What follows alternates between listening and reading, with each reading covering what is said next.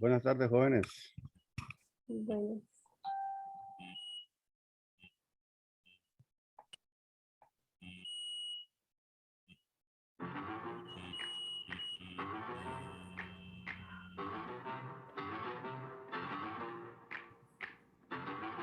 15 de mayo, Día del Comerciante Detallista. Somos la fuerza Que mueve a Costa Rica. Y desde el pan del supermercado, saludamos y felicitamos toda la fuerza a todos los comerciantes detallistas y a sus colaboradores. con la frente en alto mirando al futuro y comprometidos con esta bella tierra. Así somos los comerciantes detallistas. ¡Felicidades! redes sociales de la Cámara Nacional de Comerciantes Detallistas y Afines. Facebook, Cámara de Detallistas Costa Rica.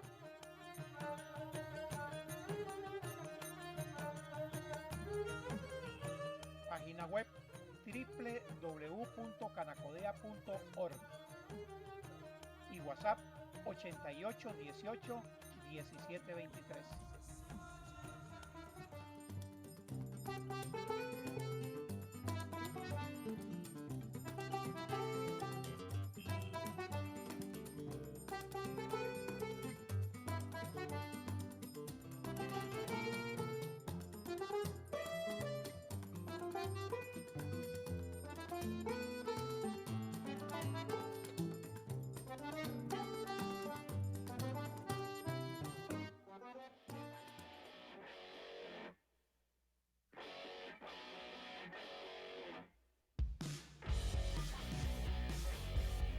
En la guerra al COVID, recuerde el lavado de manos, el uso de redes sociales para conversar con las personas y hacer negocios. Recuerde, uso de la mascarilla y distanciamiento social, especialmente cuando usted sale a lugares públicos. Capacitaciones, eventos, venta de rollos para cajas, celebraciones, Día de la Familia, Día del Detallista, Bingo, este 2022. Gracias a PAT Costa Rica, Cinta Azul, Coca-Cola, Pozuelo, De Masa, Los Pinos, Grupo Numar, Philip Morris Costa Rica, Roma y Sigma.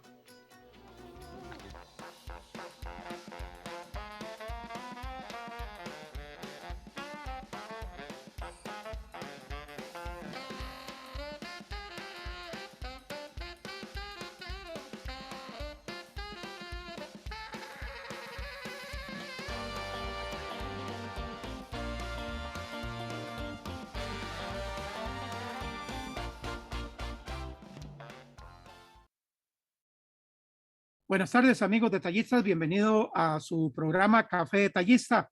Este 17 de mayo vamos a hacer un recorrido con don Carlos Carranza más adelante sobre lo que ha sido estos primeros días de la Asamblea Legislativa, trabajo que se está realizando en ese centro, ese poder de la República, y también lo que está sucediendo en el Poder Ejecutivo. Pero antes vamos a irnos con nuestra directora ejecutiva, doña Olga Vargas, para que nos comente qué planes, qué cosas tenemos pendientes en la Cámara una vez que ha pasado el Día del Detallista, precisamente este domingo. Adelante, Olga. muchas gracias, Mariano, y bienvenidos a todos los que nos acompañan en esta transmisión, y a don Carlos, nuestro invitado especial, y por supuesto a don Gerardo, presidente de la Cámara. Como bien dice usted, recién pasamos la actividad y la celebración del Día del Comerciante Detallista el domingo pasado con una actividad a través de esta misma plataforma. Muy contentos con esta celebración, y de hecho también muy contentos con los videos que nos enviaron algunos afiliados saludando y enviando chistes y karaoke y todo esto, y por eso también en el programa de hoy quisimos resaltar y destacar algunos de estos saludos que nos enviaron, ¿verdad? Para que también los afiliados se conozcan un poquito más y aprovechamos estas plataformas que tenemos. Y también, como dice usted, el mes de mayo no solo tenemos programada esta celebración del Día del Detallista, sino que para el 29 de mayo, que es domingo, vamos a realizar la asamblea ordinaria de afiliados a partir de las 2 de la tarde en el Hotel Radisson. Así es que ya la convocatoria se les envió a los afiliados a través de circular, también está publicada en el boletín, y por este medio aprovechamos para recordarles de esta importante actividad en la cual básicamente lo que vamos a tener es la presentación de informes tanto de la presidencia como del tesorero y del fiscal, puesto que este año no hay elección de junta directiva, ¿verdad? Pero sí están cordialmente invitados para que los afiliados que estén activos puedan participar de esta asamblea el 29 de mayo en el Hotel Radisson a partir de las 2 de la tarde. Y también quiero aprovechar el espacio para invitarlos desde ya a que los afiliados que estén interesados en participar en el 15º Congreso Nacional de Comerciantes Detallistas puedan irlo anotando en sus agendas y ir reservando su espacio. Esta actividad la vamos a realizar el domingo 24 de julio, también en el Hotel Radisson a partir de las 8 de la mañana.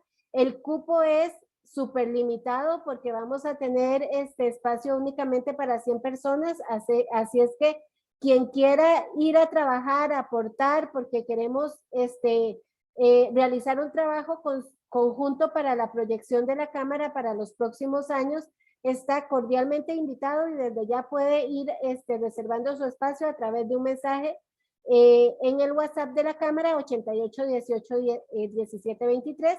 Y por supuesto que esta actividad es gratuita para los afiliados gracias al patrocinio y al apoyo de empresas proveedoras del sector, como lo son Coca-Cola, la Corporación Pipasa, Dos Pinos, el Grupo Numar, Roma Prince y Sigma Alimentos con su marca Food. Así es que cordialmente invitados y de verdad estamos muy entusiasmados porque tanto la asamblea como el congreso van a ser las dos actividades con que vayamos ya retomando un poquito el tema de la presencialidad con nuestros afiliados, ¿verdad? Así es que esperamos tener buena participación por parte de ellos. Muy bien, Olga, ya lo saben ustedes, Congreso Detallista en el mes de julio, muy importante, 100 personas pueden participar y se va a trabajar en grupos, en comisiones. Así que entonces hagan la inscripción rápidamente, es gratuito para nuestros asociados y apórtenle un granito de arena a la Cámara y lo que es más importante, apórtenle un granito de arena a sus negocios y al país, 1 tonelada de arena. Así que vamos con nuestros primeros saludos que fueron presentados este domingo, Día del Detallista. Adelante, Olga.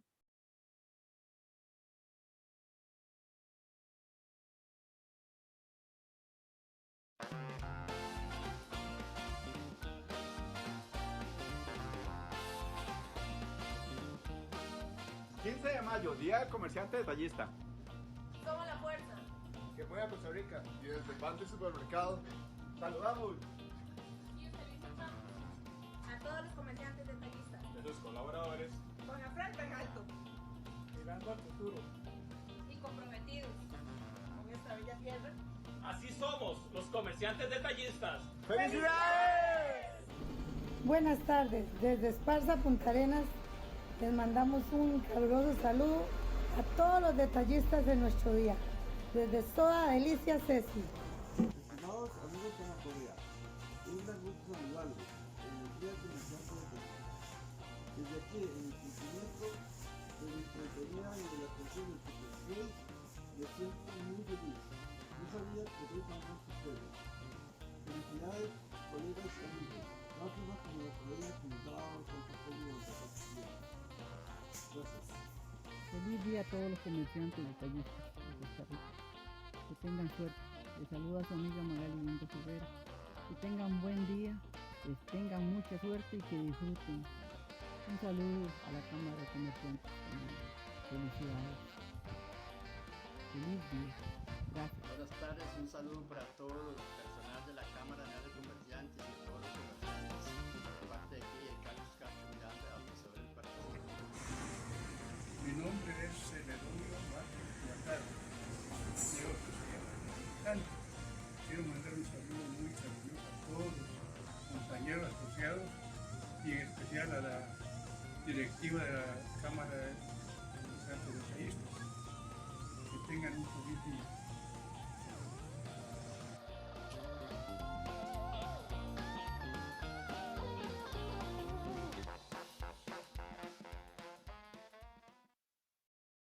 Conocernos es muy importante y a través de estos saludos, cosas muy sencillas, podemos ver detallistas de todo el país, hombres, mujeres, que todos los días están trabajando al servicio de los consumidores, al servicio de los costarricenses. Muchos de ellos se encuentran en zonas rurales. En este caso teníamos personas acá de Escazú, personas de Tres Ríos, prácticamente del Valle Central, pero ahora nos vamos a ir a otro grupo de mensajes de saludos que nos regalaron esos detallistas.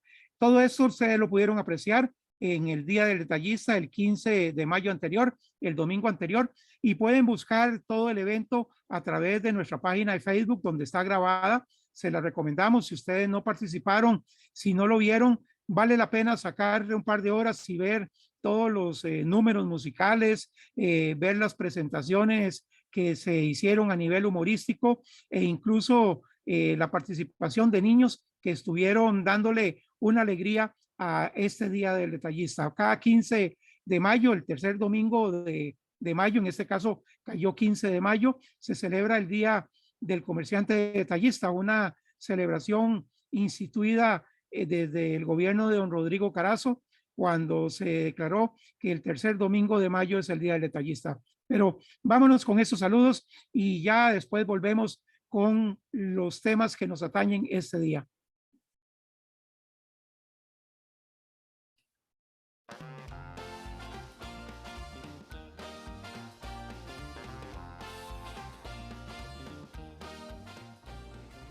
Buenas, mi nombre es Martiel, trabajo en la barbería Los Urbanos, soy afiliado de la Cámara Nacional de Comerciantes Detallistas y en este día quiero mandarle un saludo a todos en este día que estamos celebrando. Saludos y bendiciones a todos. Buenas, un saludo a amigos detallistas en este día donde estamos celebrando un día más del detallista. Saludo para todos los que están viendo la transmisión desde acá, desde Super Barú, en Fortuna Oasis, un detallista más con nuestra historia de fondo en ese mural. Saludos. Bueno, yo soy Leonel Gómez, tengo mi negocio en Atillo 2, mi Superled. Tengo más de 30 años de pertenecer a la Cámara, más de 35 años. Y hasta el momento pues estoy muy satisfecho con todos los logros que he obtenido por medio de ella. Estos son momentos difíciles, para mí ha sido muy difícil, muchas vicisitudes, pero aquí estamos en la lucha, en pie de lucha y siempre con el apoyo de la Cámara. Bueno, que disfrutemos de esta semana y adelante. Hola, mi nombre es Rigo Antonio Lara Alpiza, soy de la barbería Hermano Lara, fundada desde 1955. Soy socio de la Cámara Nacional Detallista. Como ustedes pueden ver, un saludo a todos los camaristas, detallistas y personas que quieren ingresar donde nosotros estamos. Tengo más de 20 años, si no me equivoco, de ser socio. Un saludo y un fuerte abrazo a ustedes y que introduzcan en la Cámara. Gracias.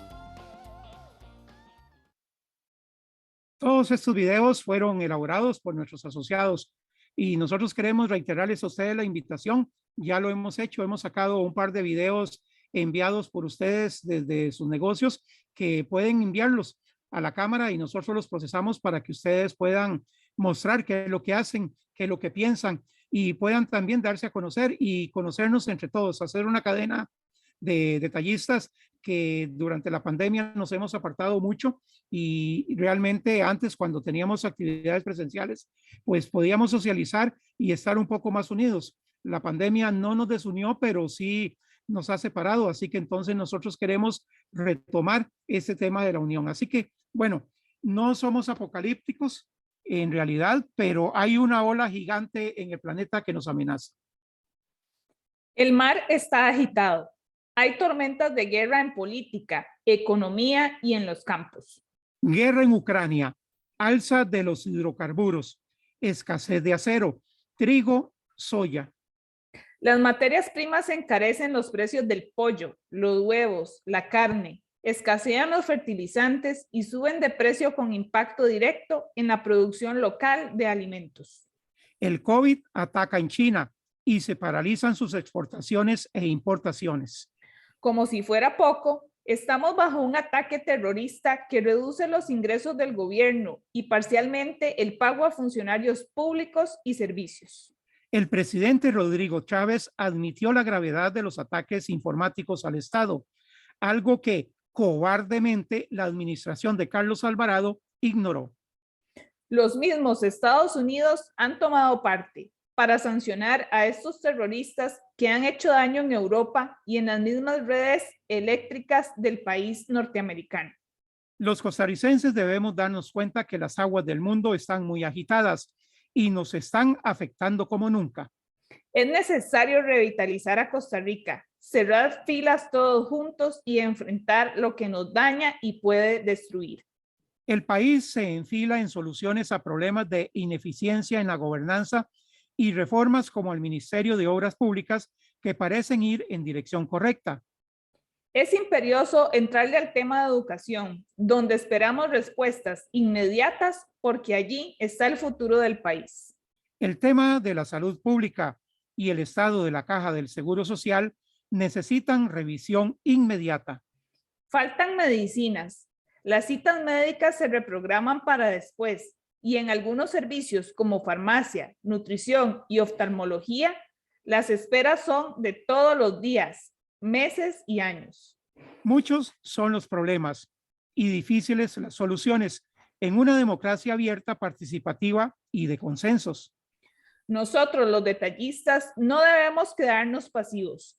Tenemos que unirnos más y alrededor de la Cámara defender nuestros derechos e intereses y seguir aportando a las soluciones de los problemas nacionales. Costa Rica necesita cerrar filas por el bien común y no como en las últimas décadas a favor de pequeños grupos de poder. Ese es nuestro pensamiento detallista. No queremos ser apocalípticos, pero tenemos que ser realistas y entre todos tenemos que sacar adelante el país. Es una buena oportunidad, comienza un gobierno, comienza una nueva asamblea legislativa y bueno, más adelante don Carlos Carranza nos va a dar una perspectiva, una instantánea, una fotografía de lo que está pasando y de lo que podría suceder y cómo deberíamos comportarnos. Pero antes vamos a dar la palabra a nuestro presidente, don Gerardo Araya, de la Cámara Nacional de Comerciantes Detallistas, para que él también se refiera a todo esto, porque efectivamente el país y el mundo están en efervescencia. Adelante, don Gerardo. Gracias, Mariano. Muy buenas tardes. Don Carlos, un gusto saludarlo nuevamente. Qué dicha que está con nosotros acá, siempre apoyándonos. Toda su experiencia en ese trabajo que usted lleva a cabo todos los días. Olga Melisa también, y a todos los amigos afiliados que están conectados a través del Facebook Live de Cámara de Detallistas. Dice Mariano que no seamos muy apocalípticos, pero fue puña, de verdad que como que causa cierto nervio eso, pero realmente todos los días vemos las noticias, todos los días hay cosas que van para arriba. Todos los días llego acá, a cada uno, me imagino que a cada uno de ustedes le sucede, los clientes llegan, qué barbaridad, pero cómo subió esto, pero qué barbaridad, otra vez le metieron al pan, pero qué barbaridad, otro aumento en los combustibles. Bueno, sí, la situación se está volviendo muy difícil realmente, son tiempos muy difíciles y es cuando yo siento que es cuando más debemos de buscar el apoyo en instituciones como nosotros, como la Cámara. Amigos detallistas, nosotros cuando estamos unidos somos mejor escuchados que cada uno individualmente. Yo siempre he sido, desde los años que tengo, así como muchachos estos que mandaron sus saludos para el domingo, que fue el Día del Detallista, que por cierto fue un evento que estuvo sumamente bonito, y quiero darle las gracias aquí tanto a Melissa como a Olga, que fueron la parte de la administración, que fueron prácticamente los creadores y los que hicieron este evento para todos ustedes del domingo pasado, aquí al aire y para que todos me escuchen, jóvenes. Olga, Melissa, muchas gracias a ustedes por ese trabajo que realizaron el domingo porque fue excelente. Así como vuelvo a repetir, esos muchachos que mandaron esos saludos, tuvimos gente hasta de otros países por allá que nos mandaron un saludito, pero sí, lo vemos.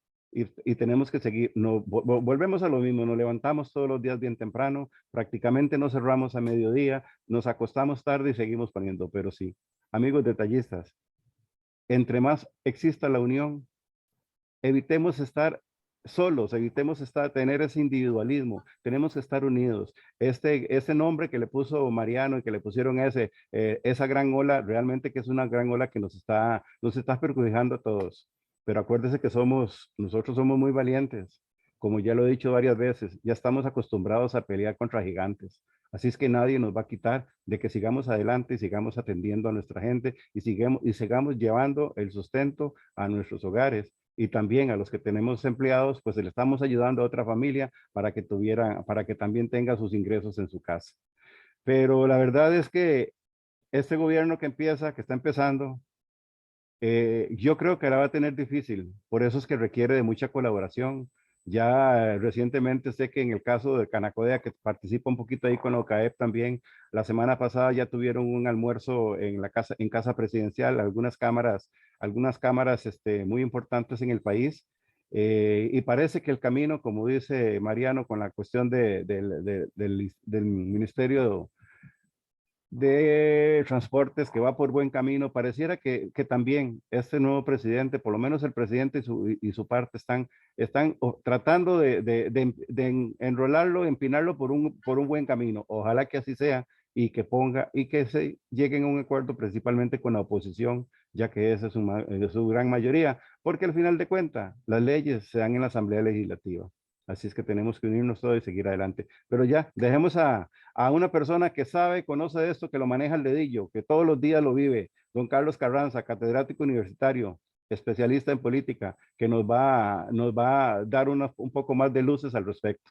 Así que compañeros, a todos, muchísimas gracias por estar esta tarde con nosotros y ahí los dejamos en compañía de don Carlos.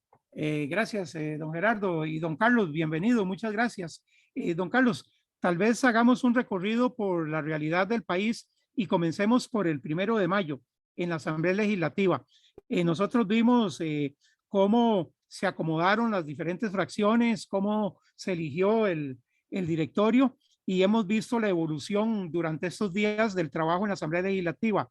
Usted que ha visto la instalación de muchas asambleas legislativas, posiblemente durante 10 periodos o más, 40 años, realmente es prometedora, es esperanzadora la forma como se planteó y como se está planteando el trabajo en la Asamblea Legislativa.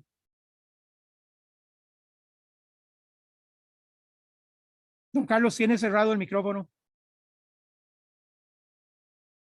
Buenas tardes a todos, a todas, a todos los miembros de la Cámara de Detallistas y mi sincero felicitación por un aniversario más. Necesitamos que un país tenga siempre sectores grandes, pequeños y medianos. No se entiende una economía si no tiene los diferentes sectores económicos y hay algún tipo de articulación entre ellos. En relación con la pregunta de Mariano y las inquietudes de don Gerardo, voy a comenzar diciendo, el 1 de mayo fue una culminación de acuerdos políticos de una semana antes. ¿Por qué? Porque recordemos que alguna gente dijo, la presidenta va a ser Pilar Cisneros. Bueno, además de los impedimentos que se estaban diciendo, que hubo algunos impedimentos no éticos, sino posiblemente jurídicos o políticos, no hay que dejar de lado que Rodrigo Arias no iba a dejar la oportunidad esta vez de ser presidente de la Asamblea Legislativa. No lo estoy diciendo mal y bien. Era su oportunidad histórica de ser presidente. La vez pasada que fue diputado, para los que son muy jóvenes, solo duró 8 días, creo que fue lo que duró diputado en el 86. Lo vimos juramentarse, a la semana pasó el gobierno. Lo que pasó fue que hubo un acuerdo entre fuerzas políticas que se fueron alineando en un primer momento. ¿Cuál es el alineamiento primario? El alineamiento primario es que Rodrigo Arias logró una votación muy alta. 50 votos de 57 son muy importantes. Eso define que hay dos poderes con mucha capacidad, el Ejecutivo y el Legislativo. Le reconozco a don Rodrigo alta capacidad de realismo político, pero también es un hombre negociador. Tal vez yo diría una persona con alto perfil en la negociación. de escuchar mucho, con una paciencia muy fuerte. Me ha tocado 2 veces estar con él en cosas importantes y uno sabe que eso es cierto. Ahora, no sé, la otra parte, Mariano, que me preguntaba, si va a haber acuerdos o no. Yo esperaría que sí. Veo legisladores que pueden tener posiciones diferentes, pero veo mucho más mesura por ahora en la Asamblea Legislativa.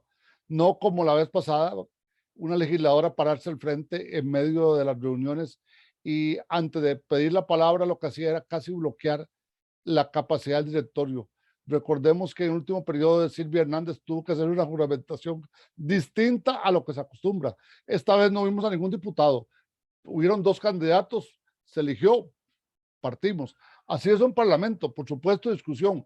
Ahora, lo que está en discusión es la otra parte, ya que me preguntaba si tal vez puedo adelantar. Lo que venía era ver qué proyectos se iban a presentar por parte del Ejecutivo. Ahí sí señalo que hay todavía un vacío del Ejecutivo para plantear proyectos que sean realmente importantes, porque el tema mismo de la jornada en 4 días tiene sus bemoles a favor y en contra, y podría tener aspectos positivos como negativos. Yo sé que hay actividades que se puede trabajar las 12 horas, porque algunos lo hemos trabajado más de una vez en la vida, pero no es para todas las actividades. De hecho, ya hoy anunció el presidente de la Asamblea que lo iba a poner en la agenda, pero que le iba a dar un debate amplio para no cerrar el tema. ¿Por qué? Porque cualquier tema que se ponga puede ser un tema de conflicto social. Entonces, eso es un tema que se comienza. La otra parte es que hubo una recomposición también ya entre los ganadores. ¿Por qué? Porque uno siempre que logra la presidencia y logra la secretaría va a pensar en lo siguiente: necesito en comisiones a la gente que sea de mi posición. Y aquí el gobierno tiene solo 10 diputados, a diferencia de Liberación, que ya tiene 19 y de ahí comienza a sumar. Entonces, la elección de la comisión de hacendarios, la elección de las comisiones más importantes, era muy lógico que se iban a poner de acuerdo algunos partidos. Y si en la composición vos tenés mayoría o tenés aliados, lograr eso. Y yo ahí sí difiero, doña Pilar, en el sentido que es por debajo. No, esa es la política de todos los parlamentos que yo he visto. Y he visto, ahora que me preguntabas, Mariano, en una que recuerdo cuando llegó, creo que fue la primera vez el PAC y estaba saliendo el gobierno Miguel Ángel, que la sesión comenzó a las 8 de la mañana y eran las 7 de la noche y el presidente no había hecho el discurso. Cuento aquí la parte anecdótica. Hubo que parar un momento para poder acomodarnos los que estábamos en la televisión. Yo estaba esa vez con el canal, creo que era 13, y hubo que acomodarse para poder seguir tan larga marcha. Entonces, no es primera vez que se dé ese tipo de recomposiciones. ¿Y qué logró Liberación? Presidir las comisiones más importantes de la Asamblea. Eso le da una cuota de poder para poder negociar con el Ejecutivo, porque usted maneja presupuesto, usted maneja hacendarios, como los asuntos, se me olvida el nombre completo, esas son muy importantes. Agregaría que hay otras específicas que pueden ser de agricultura o industria y algunas comisiones especiales que tienen un rol muy importante. Entonces, hay un primer juego del 1 de mayo al día de ayer, en la cual se define ya las pautas de esa parte importante como elemento primordial. Y también se ve otra cosa. Hay fracciones que no están interesadas en tanto ejercer la autoridad, sino tener presencia en la vida nacional.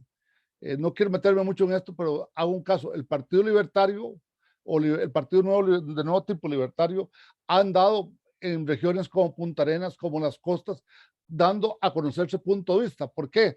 Porque hay otros partidos que tienen diputados en todo el país. En cambio, ellos tienen 6 que tienen que repartirse para buscar alternativas. Y va a haber una especie de juegos y contrajuegos en relación con esa parte. Tal vez señalo otra cuestión en cuanto a la Asamblea. Vamos a ver posiblemente que van a comenzar a surgir una serie de líderes. Ya dije del Partido Libertario, pero también puedo decir Sofía Guillén del Partido Frente Amplio. Comenzamos a ver cierta gente que se mueve de otros partidos de Liberación mismo, además de Rodrigo, hay 2 o 3 que se comienzan a mover, y además de eso comenzamos a ver que hay partidos que sí están esperando. Me refiero al Partido Unidad social cristiana que no ha hecho mucho movimiento todavía como esperando, o bien no tienen la capacidad de agilidad que se da en estos momentos, que es del primer momento. Y también he visto que el partido de Fabricio ha hecho movimientos para buscar ciertos acuerdos, tal vez ya no con un lenguaje tan eclesiástico o de iglesia, sino con un mensaje distinto en estos momentos. Lo que pasa es que ahora don Gerardo lo decía, hay temas álgidos que la Asamblea va a tener que discutir. Pongo uno, el proyecto de cambio de jornada, pero no es el único. El proyecto que vendrá en algún momento alrededor del ICE. Porque si bien hay un decreto del presidente, creo que ese decreto lo van a parar o bloquear, porque hay leyes ya sobre esa materia de energía.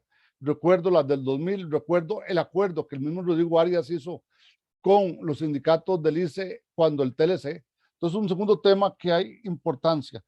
Hay un tema importante que no hay que dejarlo de lado, que es el rediseño del MOP. Y aquí señalo una cosa, hay que rediseñar el MOP.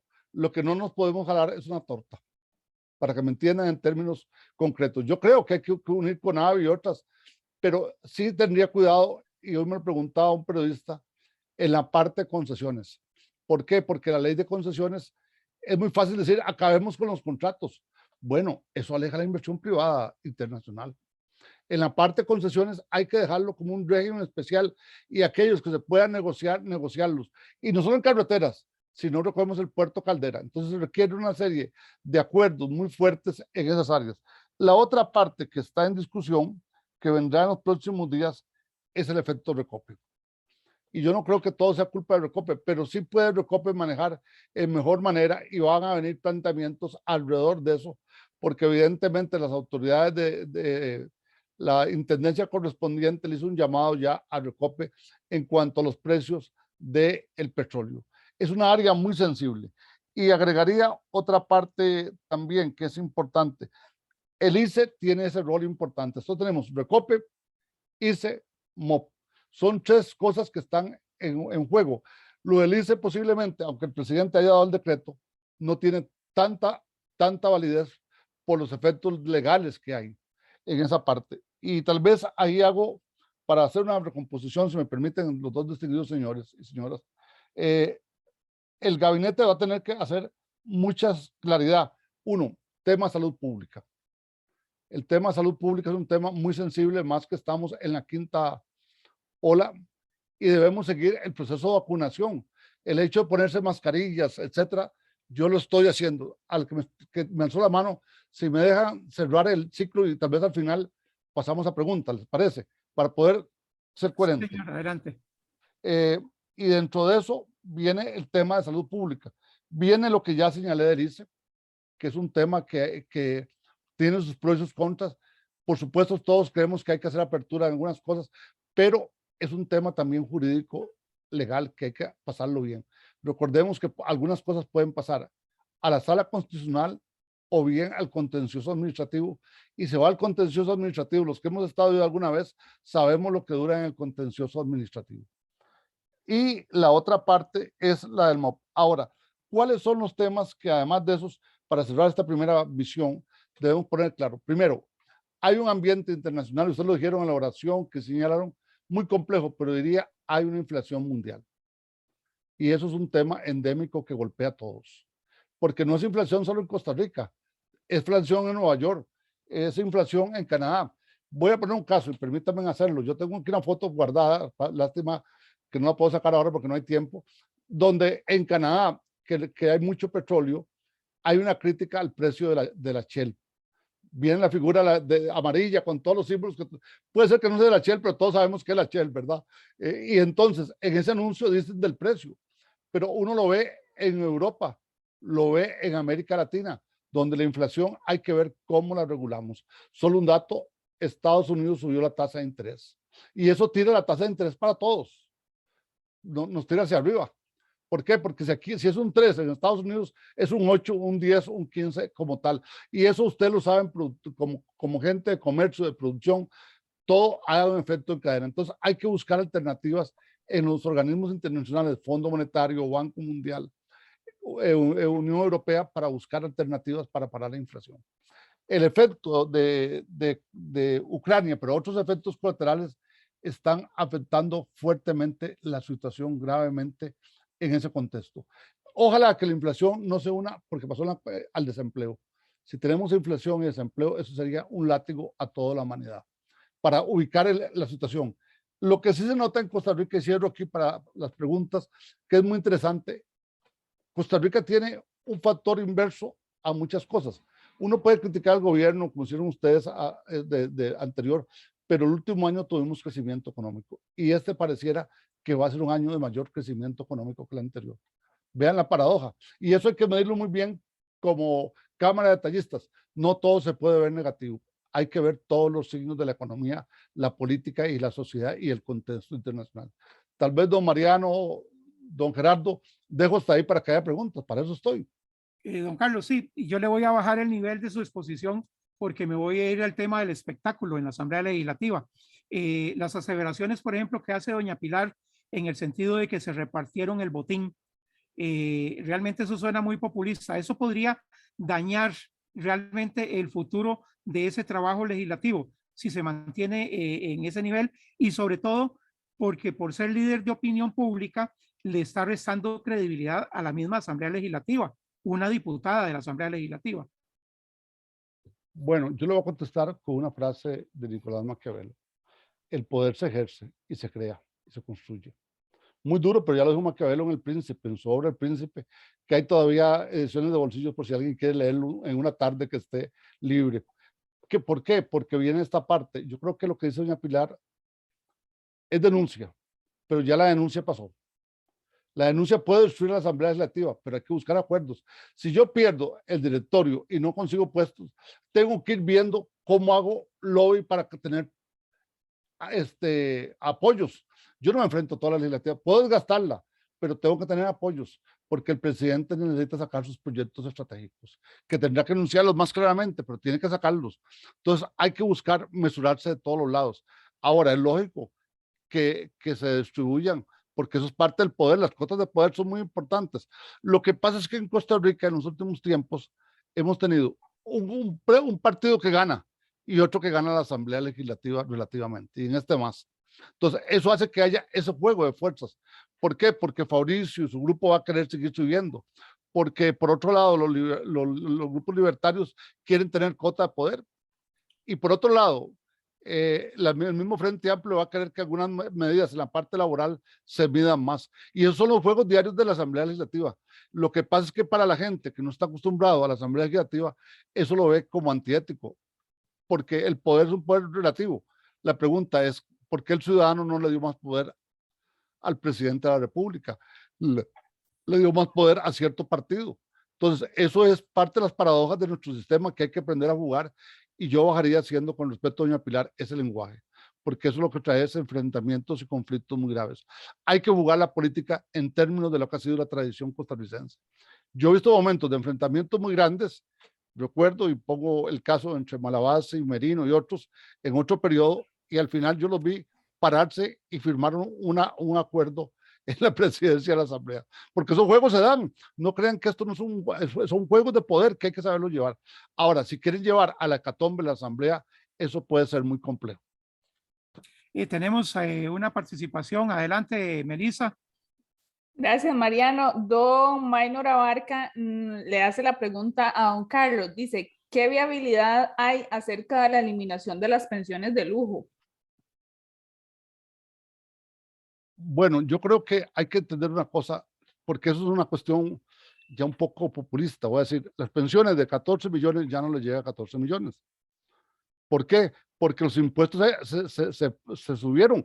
Yo no los acabaría. Yo simplemente, si me dicen, don Carlos, usted pasa a la Asamblea, ¿qué hace usted? Yo pongo y digo, las pensiones mayores a 8 millones van a pagar el 50%, 60% de impuestos. Con eso la acaba.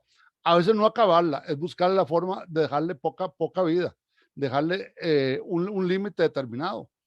Ahora, el tema de las pensiones es importante, porque hay que buscar que ya no vuelva a haber pensiones tan altas ni tan fuertes.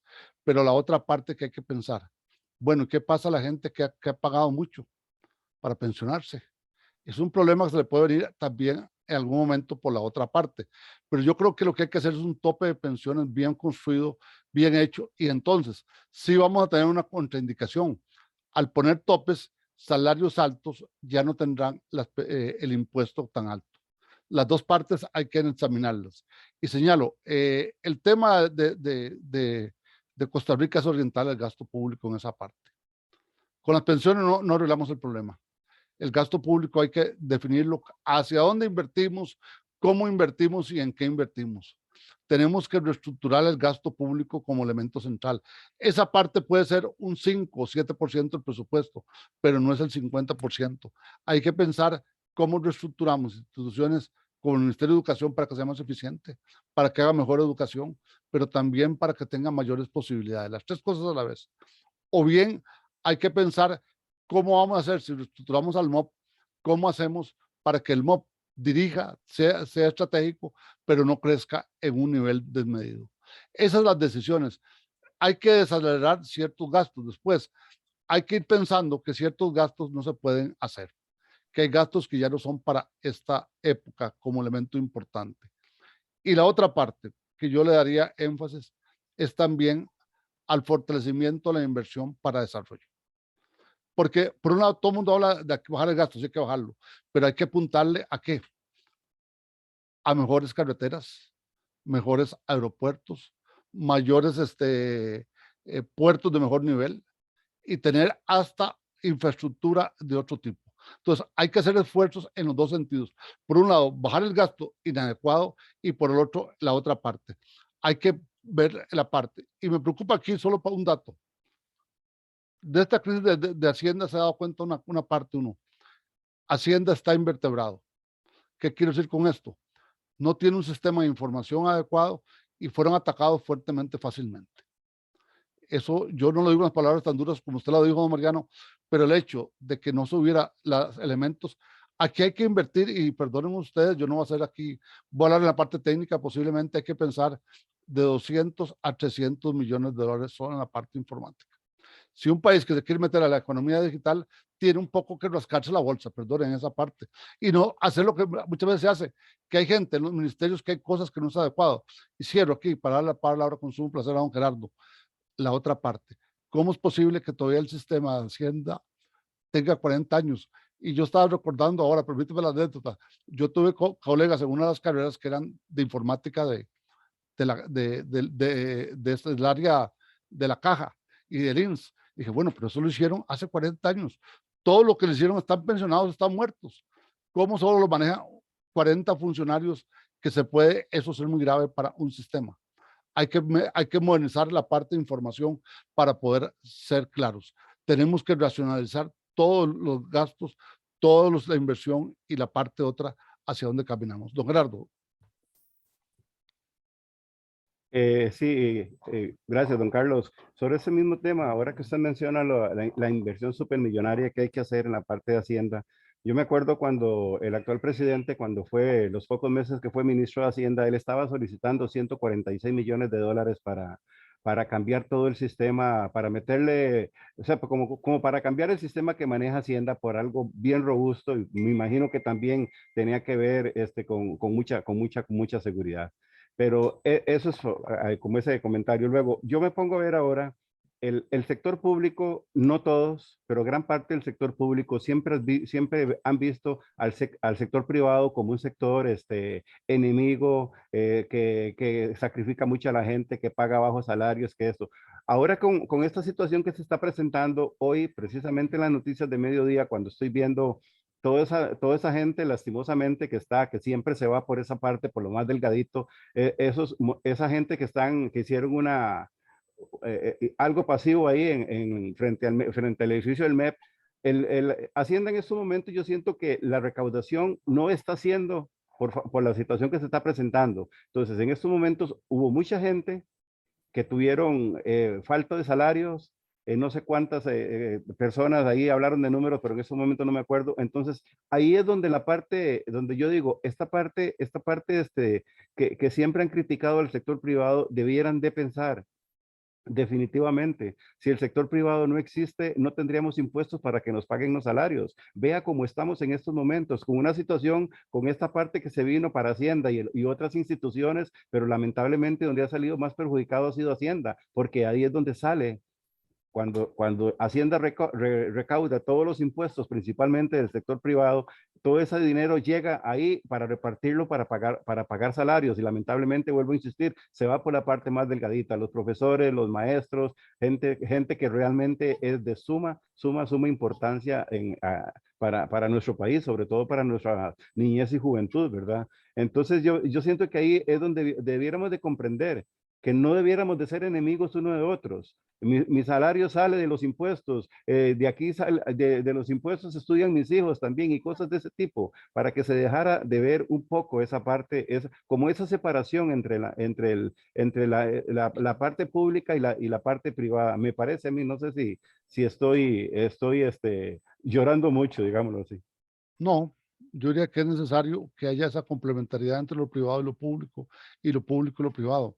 Cuando usted tiene un educador que no le pagan y lo mandan, digamos, vamos a hablar de un equipo que descendió a Jicaral y uno vive en Heredia, uno dice, qué tirada, la cosa se puso fea.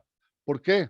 Porque hay que tener dinero para la casa de Heredia y algunos 5 para poder vivir en Jicaral. Y si usted tiene 4 o 5 meses que no le llega salario, le debe al comerciante, le debe a algún familiar y tal vez hasta un prestamista que le cobra muy duro por mes para poder. Eso es muy duro, eso debería acabarse. Los sistemas hoy día tienen que ser lo que se dice just time, justo a tiempo y calidad total. Eso que viene del sector privado y que se ha comenzado a plantear en las corrientes nuevas de la gestión pública hay que hacerlo para lograr que eso sea más claro.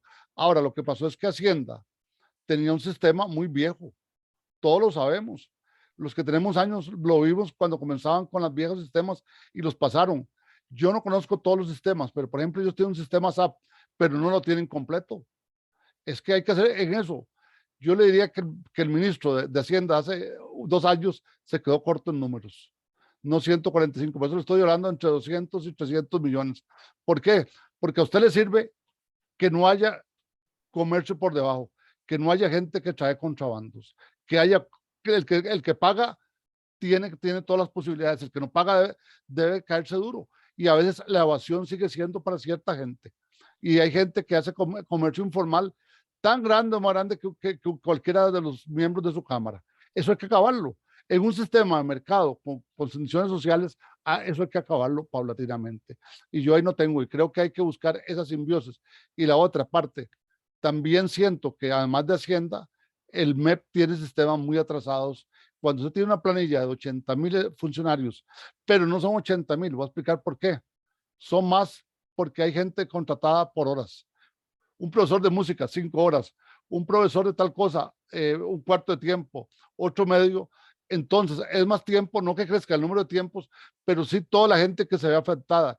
Y cuando se ve afectado sectores como la educación, es gente que se ve muy golpeada a diferentes sectores y a diferentes partes. Eso tiene que cambiar. Persona que entra, ojalá ya el fin de semana o en 15 o 22 días le llegue salario. O que se juegue algún sistema que permita calcular, hacer lo que se puede hacer hoy día con la estadística, hacer un análisis de cálculo financiero, cuánto le tocó esa semana y hacer un análisis de costos y simulación.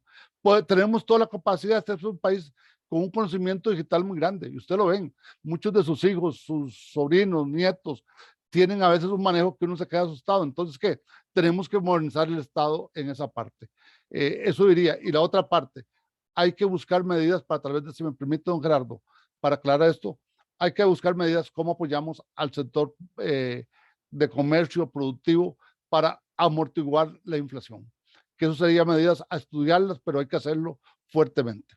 Creo que había otra pregunta por ahí. Tenemos otra participación. Adelante, Melissa. Gracias. Tengo 2 intervenciones, una un comentario y la otra una pregunta para don Carlos. El comentario nos lo hace Marianela Barrantes y dice, la pandemia y la guerra entre Rusia y Ucrania están afectando al mundo entero. Es ahora más que nunca que debemos unir esfuerzos para salir adelante y como país tenemos muchas bendiciones de la naturaleza. Somos privilegiados y como país podemos salir adelante, pero no por separado, sino en unión las cámaras, gobierno y todos los que pueden aportar soluciones positivas. Ese es el comentario que nos deja Marianela. Y ahora leo la pregunta para don Carlos que hace don Maynor Abarca. Dice, como país, ¿qué puntos tenemos a favor para enfrentar la crisis y en qué aspectos deberíamos reinventarnos? Tamaño de pregunta, pero voy a tratar de resumirla. Primero, tenemos que seguir modificando la estructura energética, primera cosa. Tenemos que pasar a carros eléctricos, a buses más modernos y modernizar la flotilla de carros. Eso es un primer tema. Segundo, hay que estudiar desde el punto de vista empresarial cómo una serie de costos que tienen muchas implicaciones podríamos modificarlas sustancialmente. Me refiero a uso de energías, por ejemplo, a uso de cierto tipo de costos que se pueden bajar. Tercero, hay que pensar también en la otra parte. Hay que pensar qué productos podemos o bien importar de otra parte o cómo podemos sustituir productos. 4, hay que controlar, eso sí lo puedo controlar, la especulación de precios que tiene que darse. Tiene que darse un cumplimiento de las normas en esa área. 5, hay que repensar el uso del ingreso de fiscales para mejorar capacidades. Eso es fundamental. Y 6, habrá que hacer apoyos a grupos que cuando tienen un ingreso de 80,000 a 100,000 colones por mes no les va a alcanzar ni para un comestible básico. A esos grupos hay que ayudar. Y uno último, tenemos que fortalecer la recuperación. Sí hay inflación, pero si estamos construyendo cosas, si estamos haciendo esfuerzos, puede ser muy importante ese esfuerzo. Y uno último, tenemos que construir mecanismos de solidaridad muy fuerte en la sociedad costarricense. Don Carlos, volviendo un poquito a esto último que preguntó este señor Abarca, nosotros vemos que el gobierno está enfrentando una situación crítica y en general nuestros gobernantes también en la Asamblea Legislativa, porque a los problemas que venimos arrastrando, usted menciona la inflación, menciona el costo de los insumos, menciona una serie de aspectos, también hay otras cosas que están quemando, que nos están incendiando, como es el caso este del Ministerio de Educación con los salarios. Dicen que había 12,000 personas el día de hoy ahí en el Paseo Colón. Bueno, 12,000 personas son 12,000 familias por 5, más lo que le deben al detallista en la pulpería, como usted lo mencionó, posiblemente a un prestamista, a un familiar, pero también vimos hoy el asesinato de una persona aparentemente ligada a asuntos de mafia en un colegio o un centro educativo privado, donde realmente entraron impunemente los sicarios, pusieron en peligro a toda la comunidad escolar, hirieron al guarda que estaba ahí, aparentemente en forma muy grave. Entonces viene el tema de la seguridad, pero todavía vemos el otro tema, el caso Diamante. Por ahí se quejan algunos alcaldes, es que no han encontrado trabajo y entonces pobrecitos están perdiendo la casa y el carro, y por allá el otro está dedicado a la cría de caballos, dice, para poder tener algún ingreso. Bueno, alguien que críe caballos debe tener mucha plata, no necesita ser alcalde, pero bueno, eso es otro punto. El caso Cochinilla tampoco avanza. Entonces hay elementos que están explotando en la cara al gobierno. ¿Tendremos capacidad para poder hacerle frente también a esos otros aspectos que también son estructurales, pero que están explotando y que están causando descontento entre la población? Primero creo que hay que buscar acuerdos, y esto pareciera un tema entre el Poder Judicial, el Poder Legislativo y el gobierno. Lo del narcotráfico y formas similares de violencia es muy grave. Todos los hemos visto en diferentes formas, no solamente esa forma, sino otras como cuando uno ve un atraco en partes que antes no estaba acostumbrado a ver. Pero la parte del narcotráfico tiene que haber una política de Estado y acuerdos nacionales para poder combatirlo. Así de claro, porque yo recuerdo el periodo de César Gaviria en Colombia, y César Gaviria tuvo que emplear todas las medidas duras hasta que acabó muy duramente a uno de los grandes de esa parte. No acabó con la droga, pero sí bajó el nivel de violencia que había en Colombia. Segundo, hay que tener políticas sociales para ciertos lugares con graves problemas. Hoy lo decía el director de la OIJ y comparto, hay que focalizar el gasto social en lugares como Punta Arenas, como Limón y una parte de la zona sur. Tercero, en relación con factores que hay que hacer a la par de eso, bueno, hay que construir infraestructura, hay que crear mejores condiciones, ver cómo invertimos en escuelas. Si hay empleo se puede dar. Y la otra parte, el problema ética no lo hemos resuelto, porque usted puede tener una claridad política de que hay que atacarlo, pero cuando una cosa no es bien llevada por las personas que le corresponde llevar el caso, usted se ve maniatado muchas veces. Y hay que profundizar el tema de la ética pública. Con el respeto a los alcaldes, si usted está indiciado, no tiene por qué pedir cosas. Si algo nos enseñó el caso de Italia, cuando Italia fue más duro, cuando había una mafia que manejaba la obra pública, es que hay que aplicar medidas duras. No queda otra. Ahora, si usted es inocente y no logra esa inocencia, que el Estado pague todo y lo pague al precio de mercado que corresponde. Porque si el caso fue mal planteado o las pruebas no las presentaron a tiempo, usted tiene la oportunidad de quedar libre. Pero no podemos decir la historia del pobrecito Mariano y don Gerardo. ¿Por qué? Porque hay gente que no ha cumplido. Cuando usted ve el caso Diamante, ve toda una constelación de intereses alrededor de eso.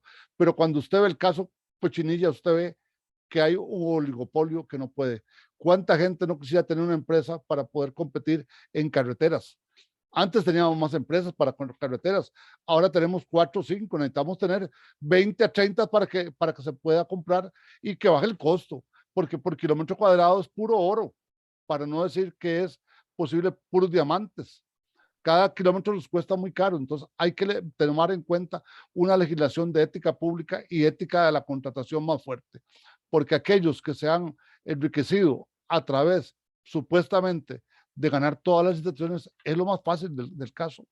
Le pongo un caso que está cerca de donde yo estoy ahora, de mi casa en Montes de Oca. La parte que no construyó cierta empresa cerca de la U, se hizo con tanta calidad como la otra empresa. Entonces, ¿dónde está la diferencia? Si hay gente que puede hacer cosas bien hechas. Y ustedes recuerdan, cuando nosotros teníamos pequeñas y medianas empresas de construcción muy buenas. Yo veo al entrar a la Facultad de Ciencias Sociales de la UNA, para poner un caso, se está empezando a remodelar, la hizo don Manuel Aguilar y duró desde el año 75 hasta ahora. Y don Manuel Aguilar era un constructor autorizado de su época. Entonces, los valores éticos hay que rescatarlos para que haya competencia de mercado, para que haya suficiente elementos. Y ahí yo no soy de esa parte de suave. Y cierro aquí. Y también pedirle cuenta a los fiscales de la República que actúen adecuadamente. Y en el caso de algunos fiscales, que si tienen familiares se deberían de retirar ipso facto de cualquier investigación. No quiero decir nombres, pero todos sabemos que hay casos de gente emparentada con alguna gente y eso no debe ser. Si hay eso, usted debe inmediatamente decir, reléveme, pasen a otro puesto momentáneamente mientras paso este caso. Y eso no se hace muchas veces como es adecuado. Tenemos que mejorar también la administración de la justicia todavía mucho más.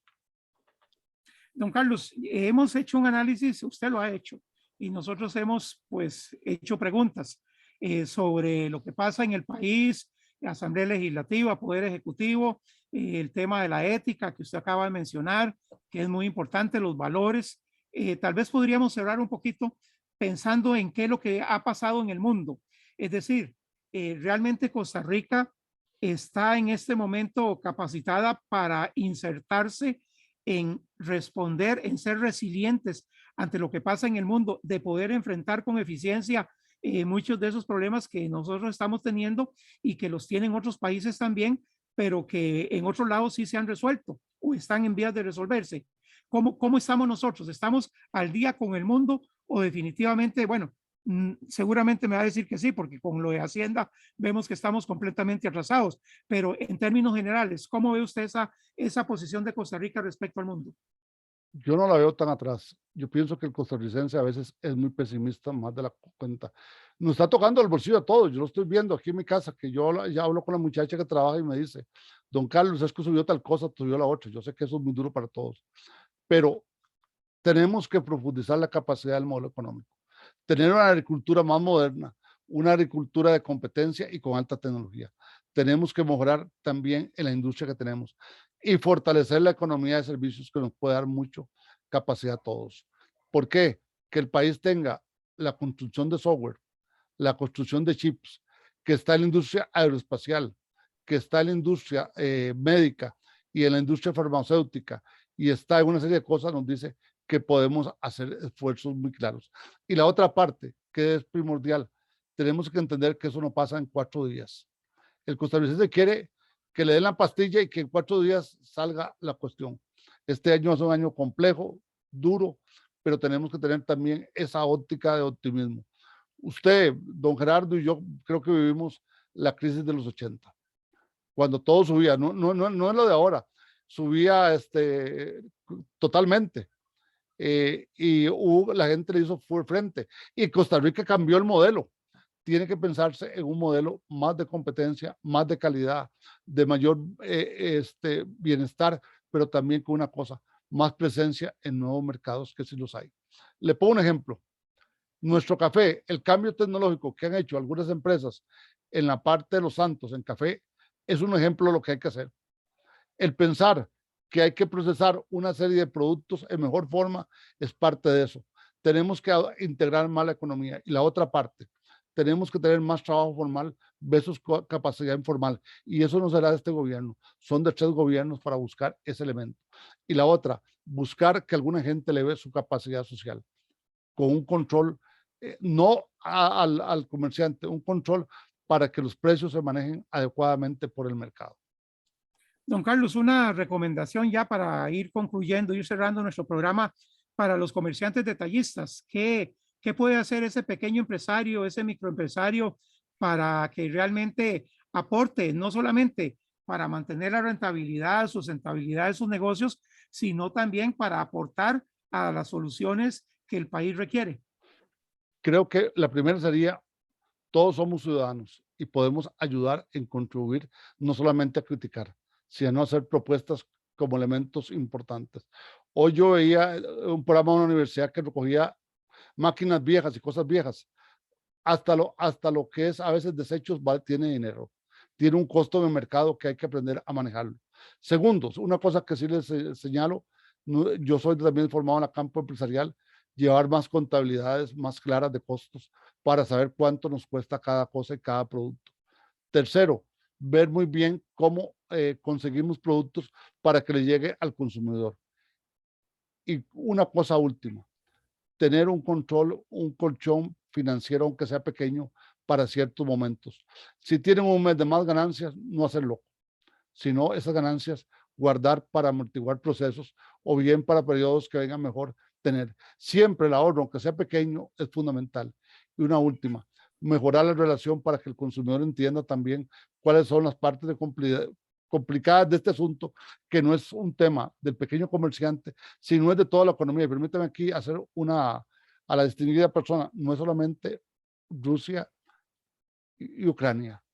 El tema es toda Europa está en un conflicto grave. Está arriba Finlandia, está arriba Suecia, está Polonia que está a la par.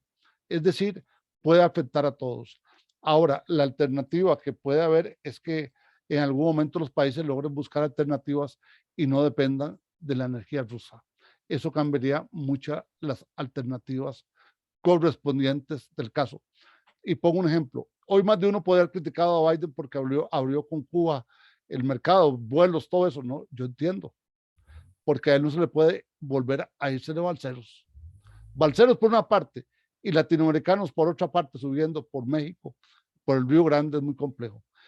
Y para el caso de algunos países, el acuerdo con países aliados, amigos, hay que hacerlo para buscar esas alternativas energéticas. Tenemos que hacer una transformación energética más rápido y aquí para todos. No se puede tener un carro grande de lujo, que solo gasta combustible. No se puede tener cosas que no van de acuerdo a las posibilidades del país. Hay que ser muy realistas. Yo estudié cursos en Alemania y en Holanda y pese a que tenía mucha riqueza, siempre lo guardaba todo, desde el más pobre hasta el más rico. Hay que crear una nueva cultura nacional de calidad, competitividad y ahorro también para los tiempos duros que siempre existen en cualquier momento. Muchas gracias.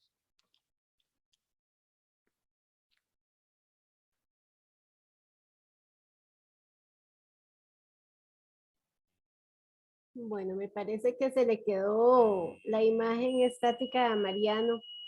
Seguro tiene problemas de comunicación, de conexión. Entonces, don Carlos, agradecerle de parte de la Cámara de Detallistas y de este Café de Detallistas su valiosísima participación el día de hoy. Todos estos aportes que nos ha dado son de mucho interés y mucha ayuda también para nosotros como organización y para nuestros afiliados. Así es que las puertas del Café Detallista quedan abiertas para otras participaciones suyas, ¿verdad? Que son muy, muy interesantes. Creo que aquí ya Mariano se nos está reconectando nuevamente. Pero como le decía, muy, muy importante. Por acá tenemos algunos comentarios en el Facebook que dice: felicito a don Carlos por esta magnífica charla, me ha gustado mucho, además ha sido muy clara, muy bien atinada, y creo que esta es la percepción de nuestros participantes el día de hoy. Así es que, don Carlos, muchísimas gracias. Y a todos los que nos han acompañado también, agradecerles su participación el día de hoy, y los esperamos en el programa del martes 31 de mayo, donde tendremos como invitado a don Olman Segura, también de la Universidad Nacional. Así es que, buenas tardes para todos. Don Carlos, no sé, algunas palabras de despedida. Agradecer mucho y siempre estoy a la orden de ustedes, y me comprometo que cuando se va a cumplir los 100 días me recuerden, Mariano, y ustedes me recuerdan siempre. Y entonces, pero si hay algún evento muy fuerte, muy brusco, podríamos después de la de don Olman hacer algún comentario, porque pareciera que va a seguir habiendo movimiento sísmico en lo económico y lo político. Correcto. Muchísimas gracias, Mariano. Muchas gracias, amigos, por habernos acompañado. Muchas gracias, don Carlos. Efectivamente, tomamos su ofrecimiento, y por ahí más bien en algunos programas y proyectos que estamos desarrollando vamos a conversar, porque en la Cámara de Detallistas vamos para cosas grandes y lo mejor está por venir. Así que muchas gracias a todos ustedes, amigos, por su paciencia, por su participación en Café Detallista. Recuerden que tenemos que estar unidos, que tenemos que estar juntos, porque nosotros somos el motor del desarrollo de la economía de nuestro país, desarrollo no solamente económico, sino también social. Así que muchas gracias, buenas tardes, y nos estamos viendo en 2 semanas, si Dios lo permite. Hasta luego, buenas tardes a todos y muchas gracias.